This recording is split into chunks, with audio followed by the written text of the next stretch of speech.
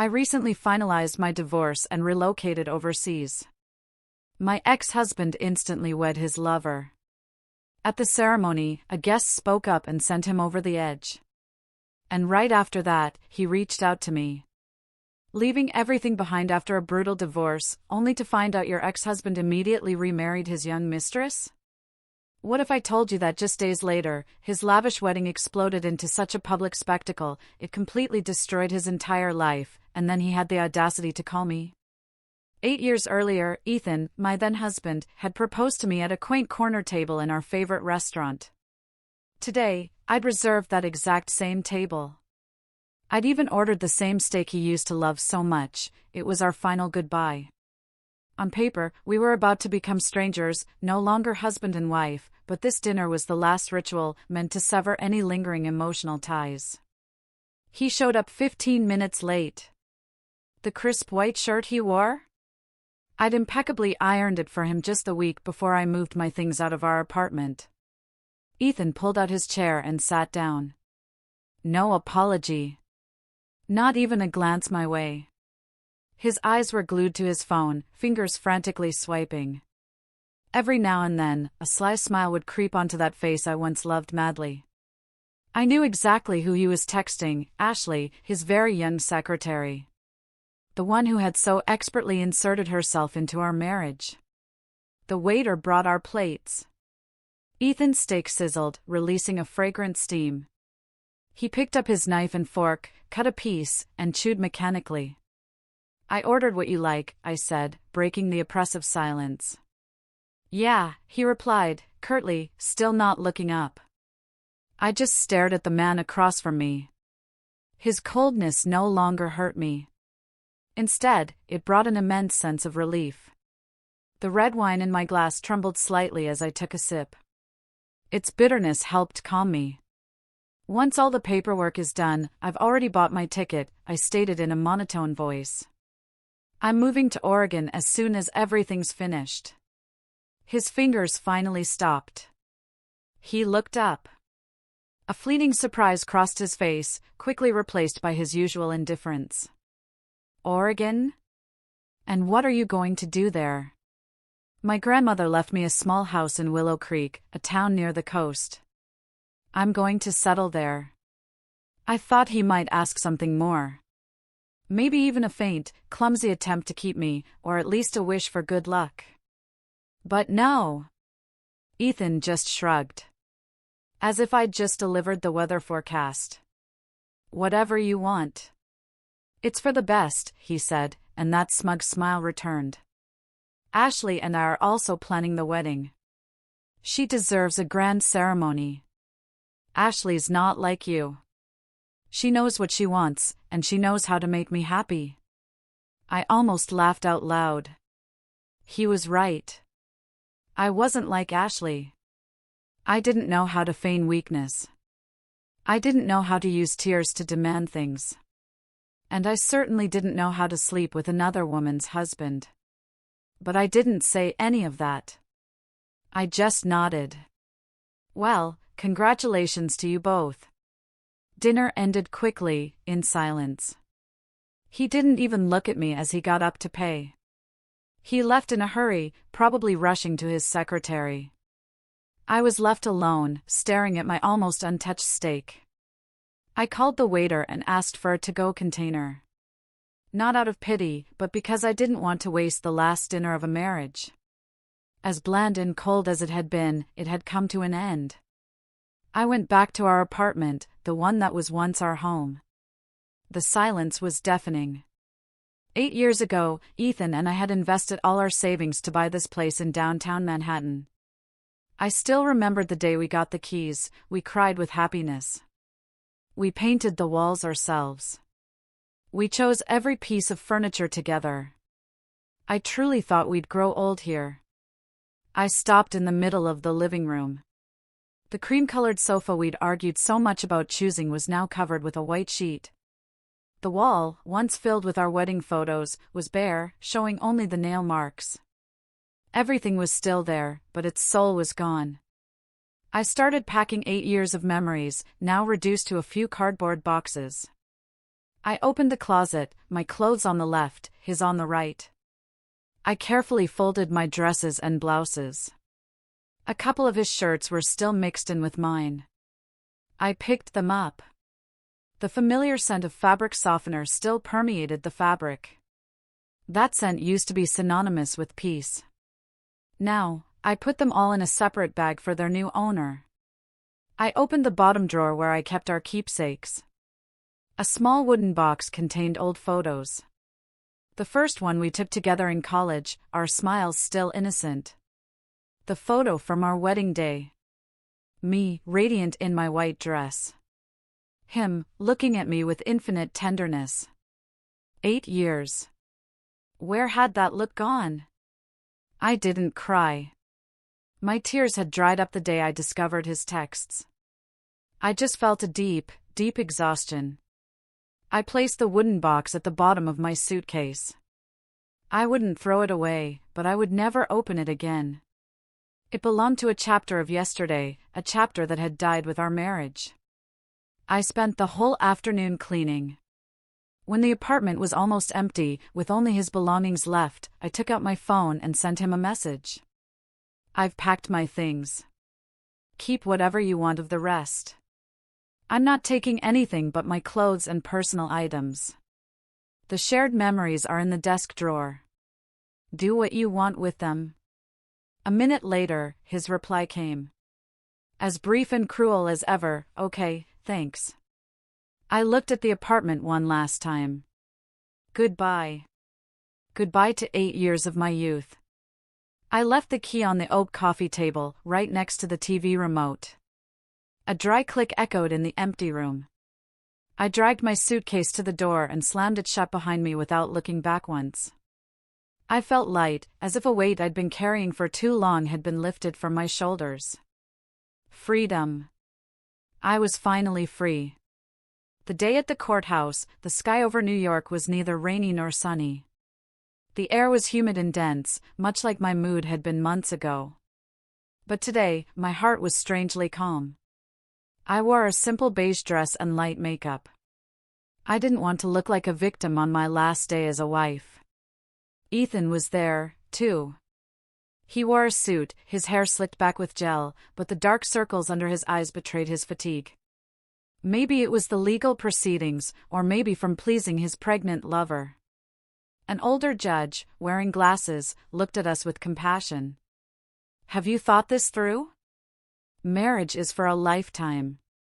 Yes, Your Honor, we have, we replied in unison.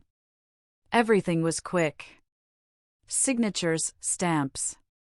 The judge declared us divorced. 8 years of life together ended with a thin sheet of paper. I received my divorce decree. A certificate of my single status that felt both heavy and light. Just as we left the courtroom, Ethan's phone rang. He answered hastily, his tone changing from cold to sickeningly sweet.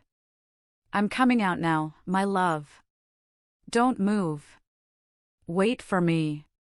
He hung up and walked past me as if I were a stranger, rushing out. He was in such a hurry, he almost collided with a woman walking in the opposite direction. He didn't say a single word of goodbye. I stood there, watching his back disappear down the hall. I smiled.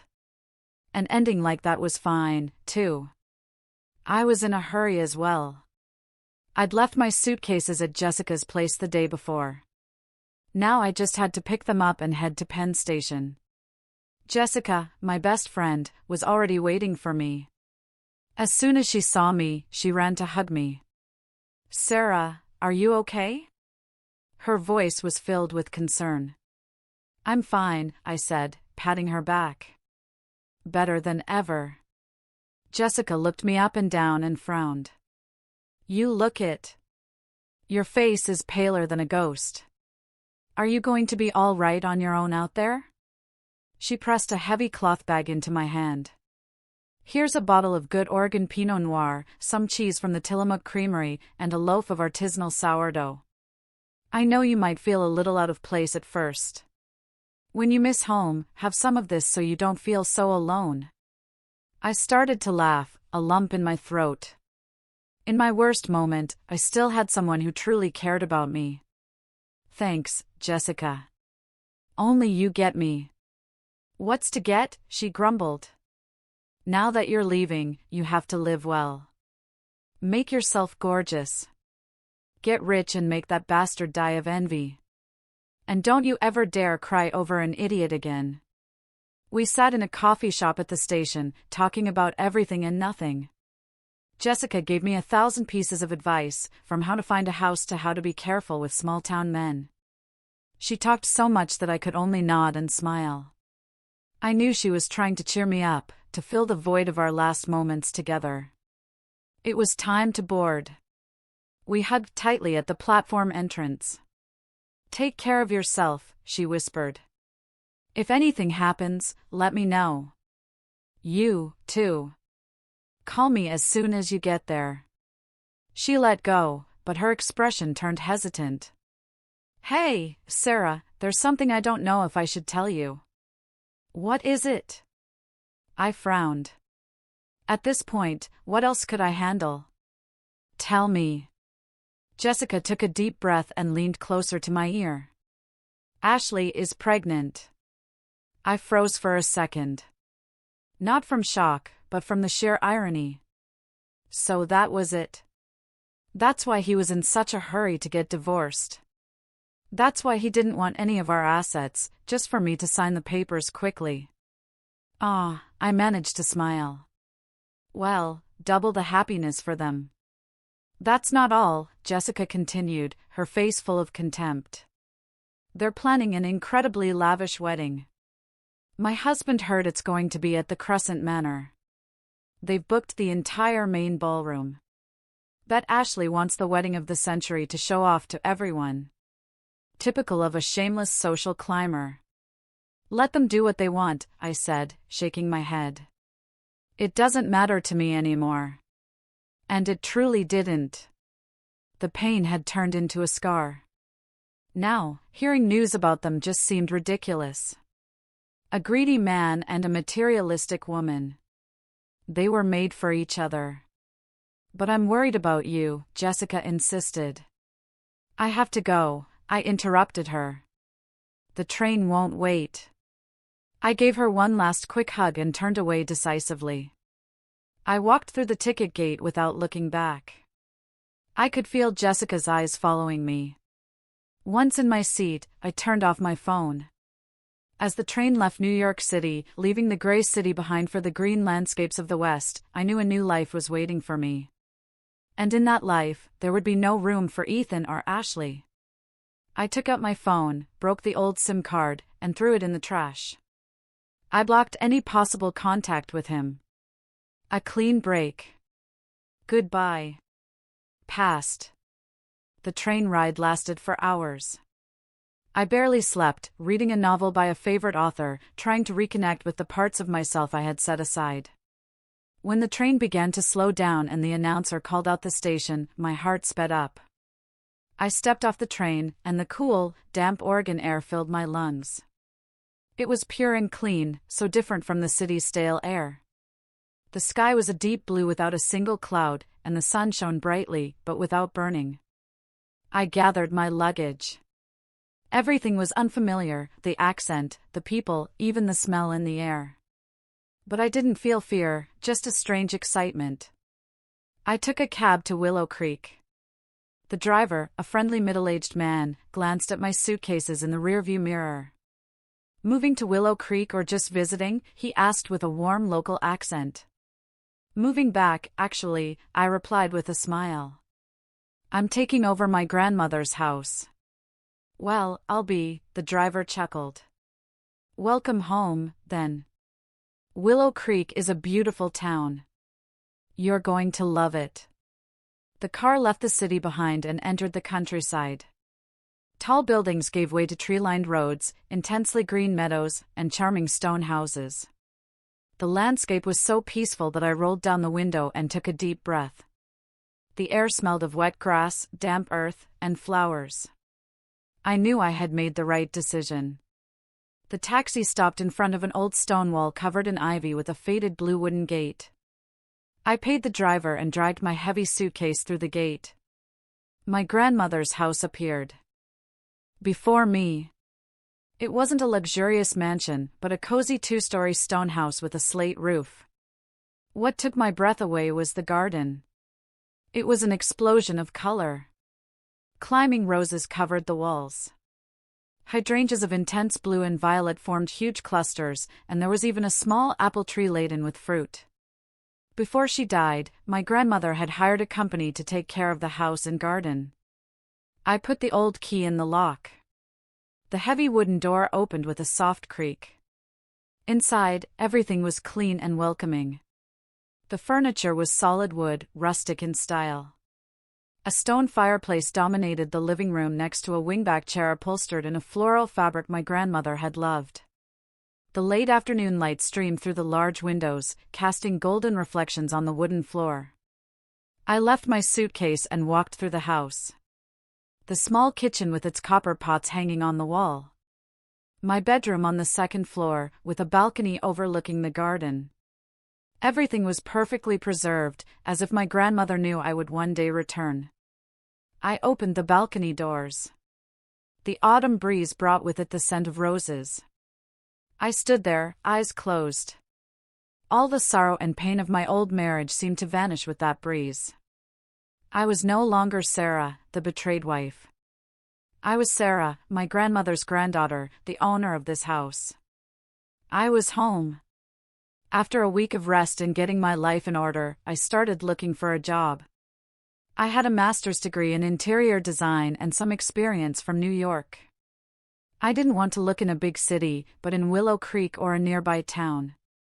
I wanted a quiet life, no rush, no competition. I prepared my resume and started sending it to small design studios in the area. Luck smiled on me sooner than I expected. 3 days later, I received an email for an interview at Stone and Timber Design, a small but reputable studio in Willow Creek. I prepared nervously, choosing an elegant pantsuit and reviewing professional terminology. The studio was on a hidden alley, behind a bougainvillea. Michael, the owner, interviewed me. He was about 40, with slightly tousled brown hair and very warm, kind green eyes. He reviewed my portfolio carefully, nodding as he saw my previous projects. "Your resume is impressive," Michael said in a deep, calm voice. "But why choose a small studio in Willow Creek over a big firm in New York?" I smiled and answered honestly. I came back to my grandmother's house. I love the peace of this town. I want to do the work I love, but also have time to tend my garden and enjoy life. I believe the quality of work doesn't depend on the size of the company. Michael looked at me intently and then smiled. I feel exactly the same way. I hate the city. It's too loud. The interview turned into a pleasant chat about design trends and personal tastes. Michael was a kind boss, passionate about his work and very respectful of his employees.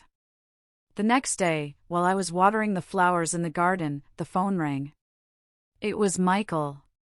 "Hello, Sarah. I'm calling with good news. Can you start next Monday? We have a project for a small rustic hotel, and we need someone with your exquisite taste." I was so happy I almost dropped the watering can. Yes. Yes, of course. Thank you, Michael. Thank you so much. I had a job. A job I loved in a place I loved. My new life had truly begun. My new routine was quickly established. I woke up every morning at 6:30, not to the shrill sound of an alarm, but to the birds singing outside my window. I'd walk to the town bakery, buy a fresh croissant and a coffee. The smell of butter and coffee in the morning filled me with energy. I walked to work. The studio was only a 15-minute walk from home.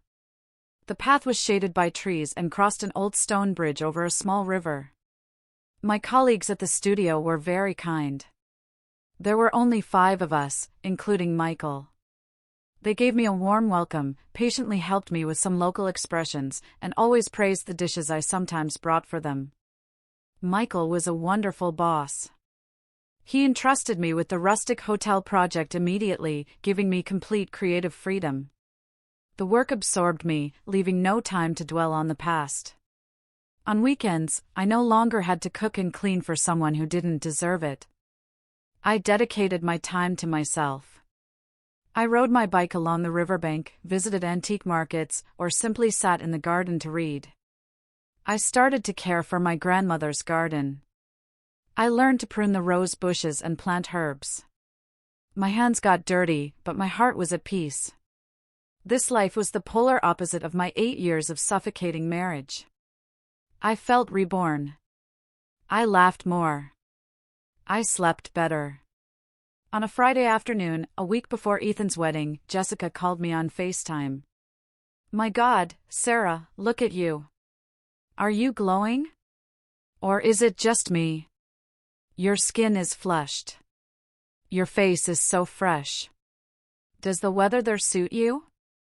"I guess so," I laughed. "Work is going well. The air is clean. How are you?" We talked for a while. Just before hanging up, Jessica hesitated. "Hey, Sarah. Next week is that bastard's wedding. Are you going to be okay?" I knew Jessica was worried about my feelings. I looked out the window. The evening sun painted the garden in shades of gold. "I'm fine," I said in a serene voice. "Next week, I have to visit an antique ceramic workshop. I'm too busy thinking about what kind of tiles to choose for the hotel bathrooms. Wish them happiness. I'm busy planting flowers and working." Jessica looked at me for a long time through the screen and then sighed in relief. "Yeah, you're right. Being busy is the best thing. To hell with them." I hung up and continued sketching my ideas. The day of their wedding? I truly didn't care. That day, finally, arrived. In Oregon, it was Saturday afternoon. I had just finished watering the hydrangeas when my phone rang. It was a FaceTime call from Jessica. I smiled, dried my hands on my apron, and accepted the call. Jessica's excited face appeared on the screen. She was at home, in her pajamas, but the background noise was a chaos of music and voices. "Sarah, what are you doing?" Jessica shouted into the phone. "I just finished in the garden." "Why is it so loud? Are you at a party?" "No way. My husband is." Jessica rolled her eyes and lowered her voice conspiratorially. "He's at that bastard Ethan's wedding with that tramp, and I forced him to live-stream the whole thing for me so you can get the scoop and have your revenge." With that, Jessica pointed her phone's camera at her husband's phone screen. I didn't even need to see. Jessica's shrill voice was enough. "Oh my God, Sarah.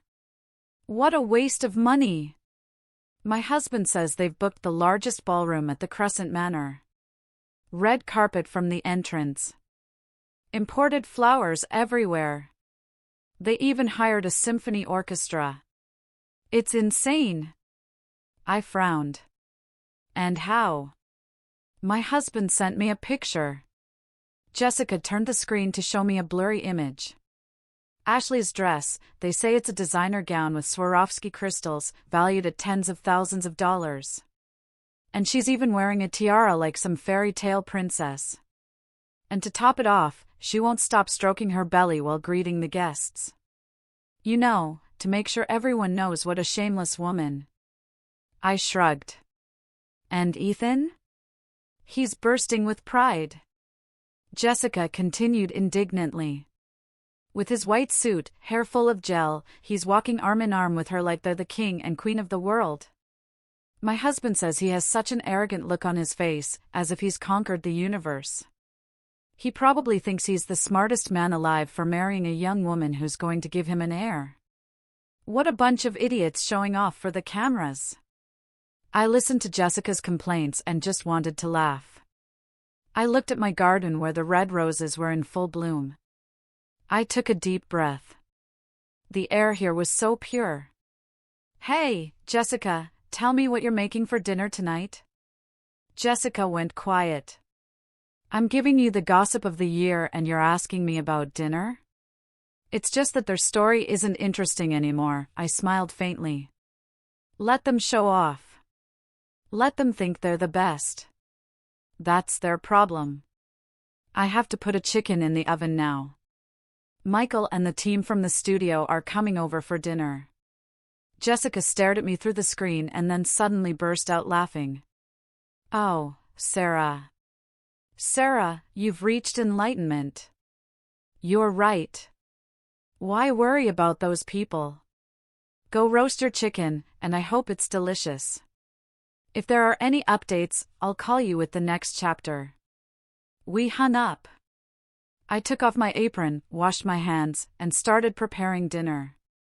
Their laughter, their luxury, all of that was a world away.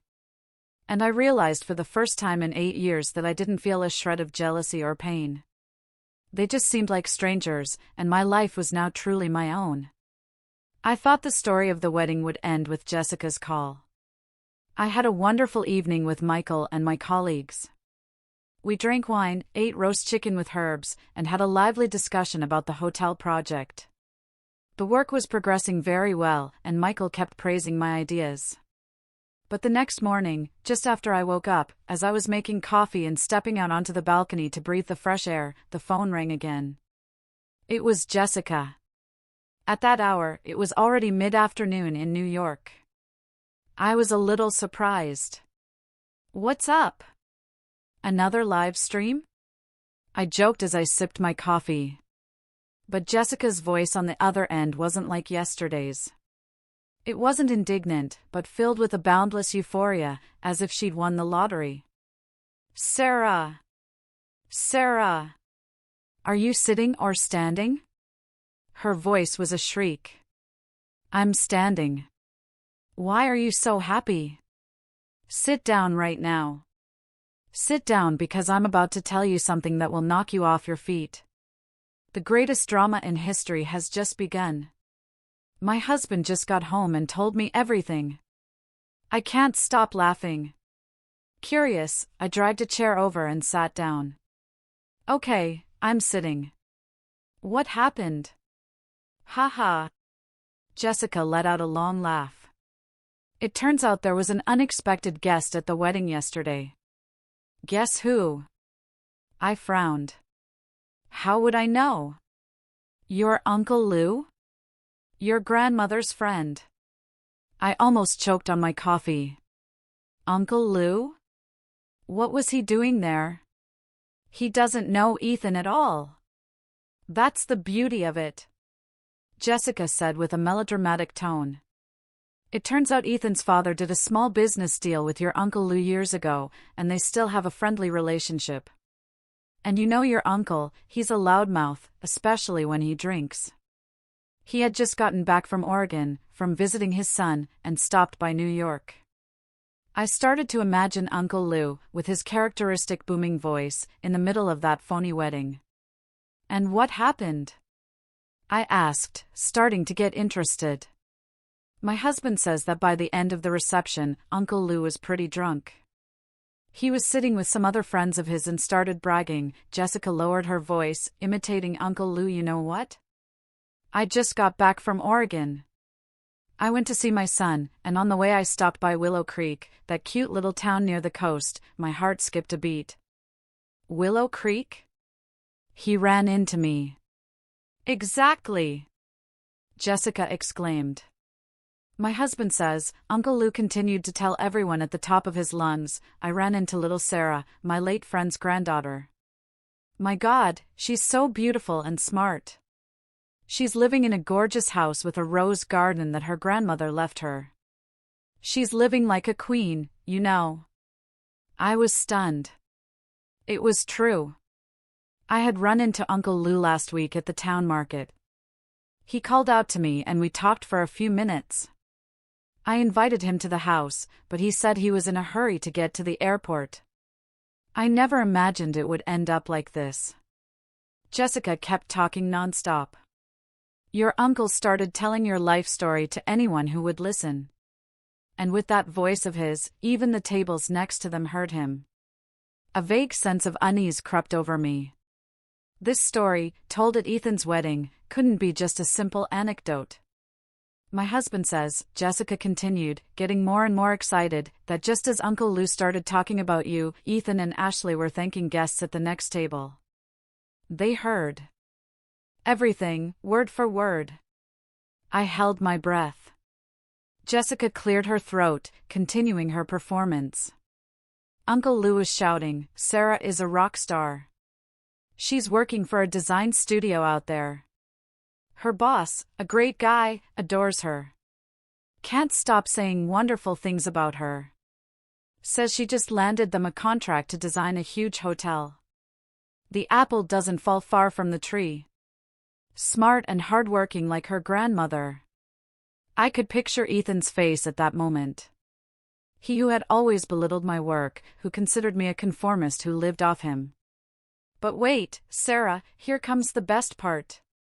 Jessica shouted, unable to contain herself. Here comes the climax.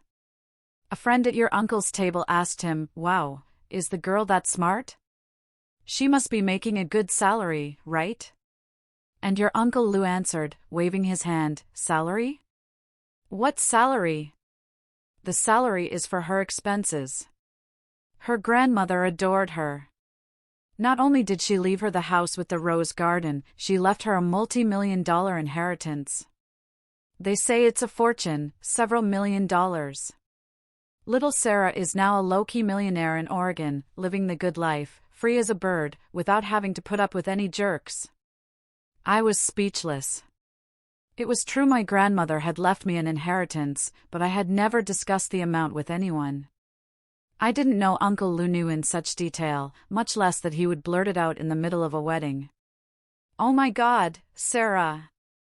My husband says that the instant the word millions left your uncle's mouth, Ethan's face went from white to green. He could barely stand, and Ashley next to him had her mouth wide open. She couldn't believe what she was hearing.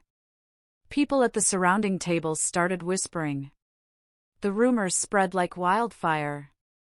The groom's ex-wife is a millionaire. Turns out the one he just left is actually rich, and he's marrying the secretary. The murmuring grew. And you know what? Jessica said with a triumphant voice. Just when Ethan was in shock, realizing he had thrown away a gold mine, your Uncle Lou delivered the final blow. My heart sank. There was more. The rumor was spreading throughout the hall. Ethan and Ashley were paralyzed. Ashley tried to pull Ethan's arm, but he seemed glued to the floor. And then Uncle Lou, after talking about you, continued his conversation with his friend. I could imagine the scene. A strange silence fell around Uncle Lou's table. Everyone strained to hear. Jessica imitated Uncle Lou's voice again. But these days, my friend, there's a lot of deception. If you end up with a gold digger, you're lost. Like, what happened to the groom? This Ethan guy, I flinched. He said it that clearly? Almost. Jessica exclaimed. My husband says your uncle continued, the other day, I went to the bank to run some errands and I ran into Bob, the VP of credit, who's a friend of mine, and Bob told me something very funny. He told me that this Ashley, Ethan's secretary, the bride today, went to the bank last week and made a scene.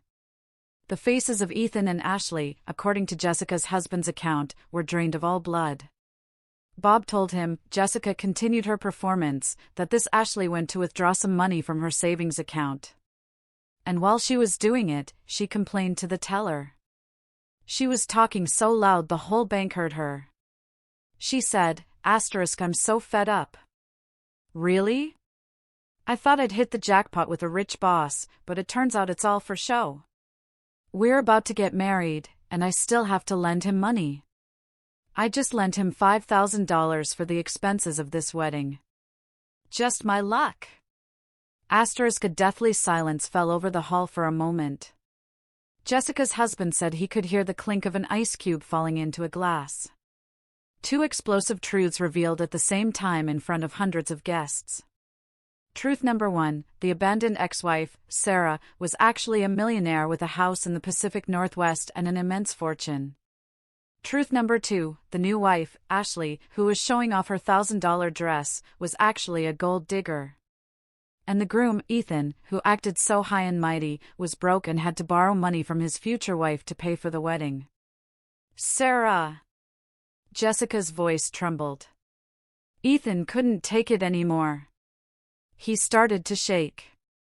He turned to look at Ashley, and he looked at her as if he wanted to kill her right there.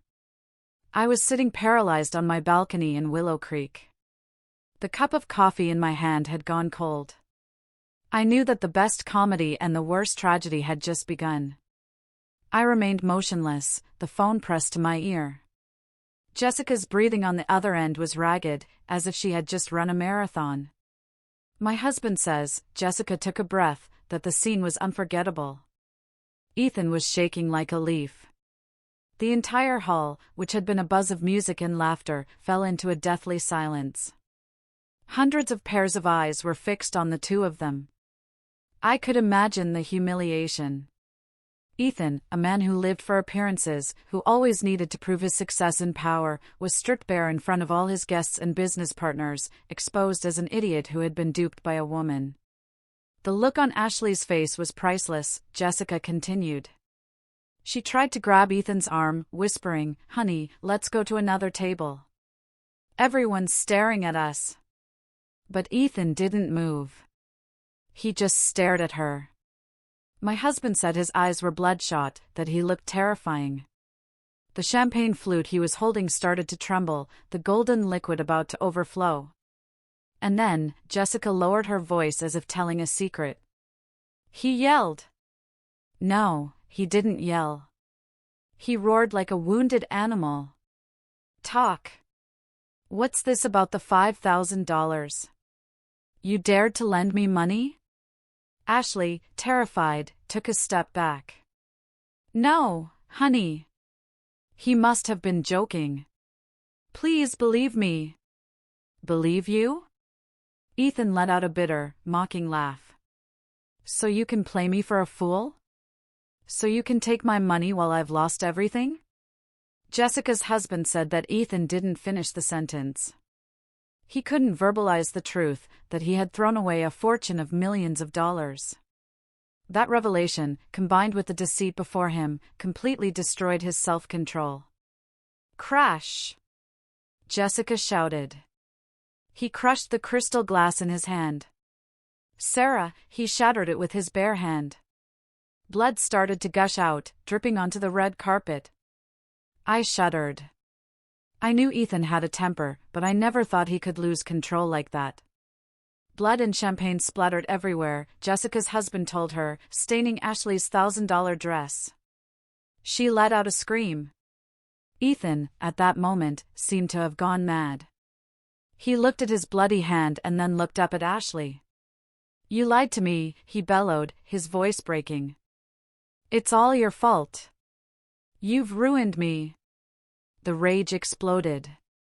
The regret for losing me, the humiliation of Ashley's deceit, the fury at realizing he was a complete fool. It all built up and turned him into a madman. He realized on his own wedding day that he had let go of a good, wealthy, and capable wife to end up with a lying gold digger, one who had milked him for every last cent to throw this ostentatious wedding. He had thrown pure gold in the trash to pick up a painted rock. And then? I asked, my throat dry. Chaos. Absolute chaos. Jessica's voice still trembled. After yelling, "You've ruined me," he started destroying everything. Destroying everything at his own wedding? My husband says yes. Jessica replied hastily. He swung his arm and swept the tower of champagne glasses off a nearby table. The sound of shattering glass was deafening. He flipped over an entire table full of food, lobsters, seafood. Everything went on the floor. The guests were screaming and backing away in fear. And his parents were white as sheets. They ran towards him. His father tried to hug him. Ethan, what are you doing? Stop it, please. This is an embarrassment. But he pushed his own father away. He was like an animal out of control. He pointed at Ashley, who was paralyzed and trembling in her white dress, stained with wine and sauce. Talk. And what about the pregnancy? Did you lie to me about that, too? He yelled. The shout echoed through the hall.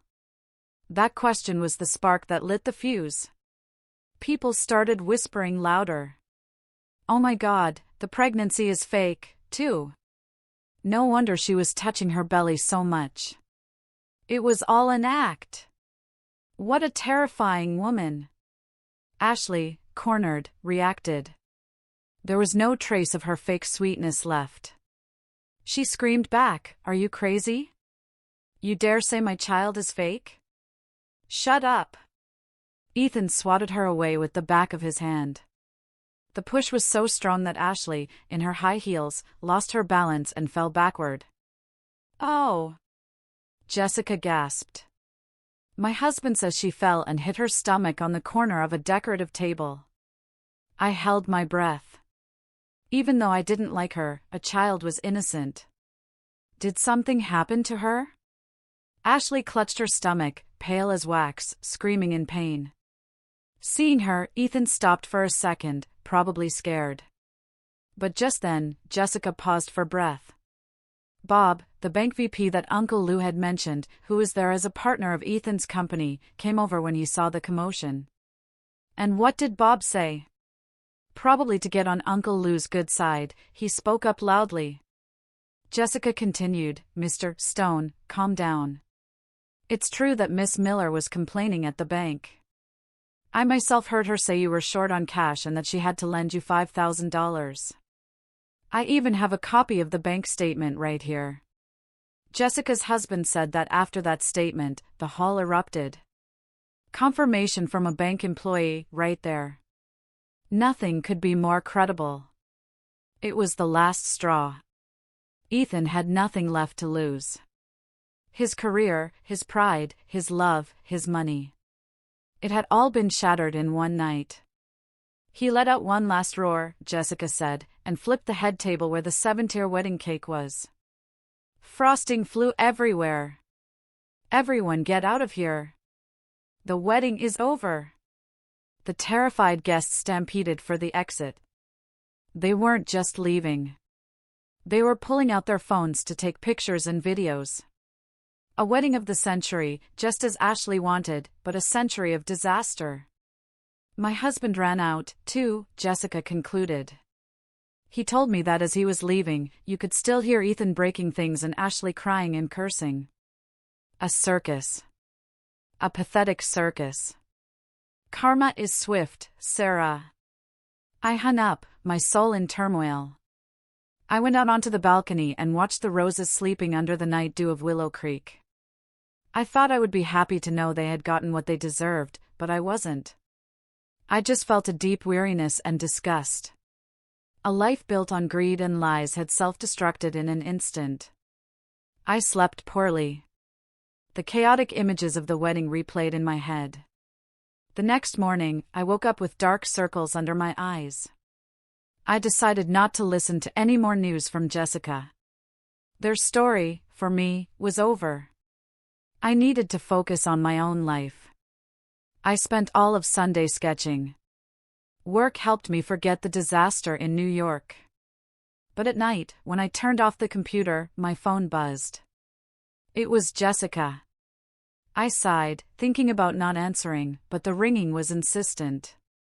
What now, Jessica? I'm tired. I don't want to know anymore. Wait. Jessica's voice was pure excitement again. Just this once. It's the finale of yesterday's episode. I promise that after this, you'll sleep like a baby. Fine, I grumbled. Listen, she insisted. My husband just told me. He said that when he went down to the parking garage to get the car, he witnessed a scene even better than the one in the ballroom. I gave in. Okay, 5 minutes. My husband saw Ethan and Ashley screaming at each other in the parking garage. Jessica said. Her parents were next to them, looking like they were at a funeral, trying to get her to leave. She didn't go to the hospital? I was surprised. After that fall? Not a chance.